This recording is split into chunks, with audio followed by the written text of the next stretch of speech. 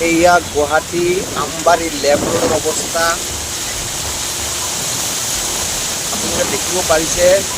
গোটেই ৰাস্তাত এক আঁঠু পানী, স্তব্ধ হৈ গৈছে জনজীৱন। পানীৰ মাজেদি মানুহে অহা যোৱা কৰিব লগা হৈ আছে। এক দুৰিকামৰ পৰিস্থিতি, এক বেয়া পৰিস্থিতিত গুৱাহাটীৰ জল নিষ্কাশনৰ কোনো ব্যৱস্থা নাই। এনেকুৱা এক দুৰ্বিষহ জীৱন গুৱাহাটীবাসীয়ে জীব লগা হৈ আছে।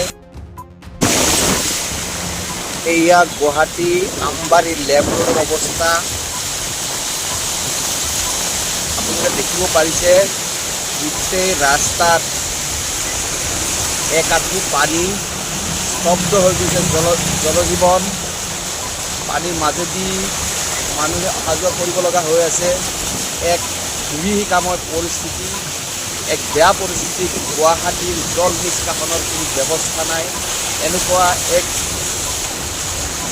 দুৰ্বিষহ জীৱন গুৱাহাটীবাসীয়ে জীব লগা হৈ আছে।